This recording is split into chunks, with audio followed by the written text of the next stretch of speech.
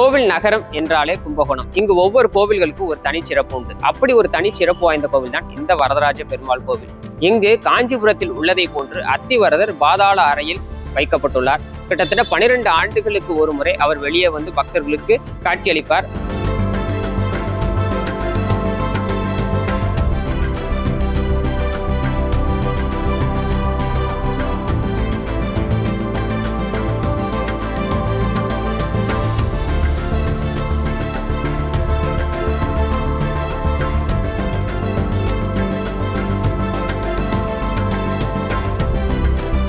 ஆயிரத்தி 915ஆம் ஆண்டு இங்கு பிரதிஷ்டை செய்யப்பட்ட இந்த அத்திவரதர் 98 ஆண்டுகளுக்கு பிறகு கடந்த 2013ஆம் ஆண்டு வெளியே கொண்டு வரப்பட்டு பக்தர்கள் தரிசனத்துக்காக வைக்கப்பட்டார். தற்போது அதன் பிறகு வருகிற மார்ச் 1ஆம் தேதி முதல் 10ஆம் தேதி வரை அவர் பாதாள அறையிலிருந்து வெளியே கொண்டு வரப்பட்டு பக்தர்களுக்கு காட்சியளிக்க இருக்கிறார்.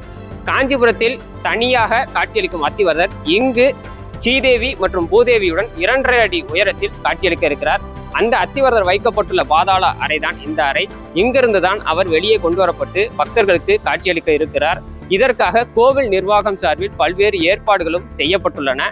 கிட்டத்தட்ட ஆயிரக்கணக்கான பக்தர்கள் இந்த அத்திவரதரை காண குவிவார்கள் என்பதற்காக பல்வேறு ஏற்பாடுகளும் செய்யப்பட்டுள்ளன.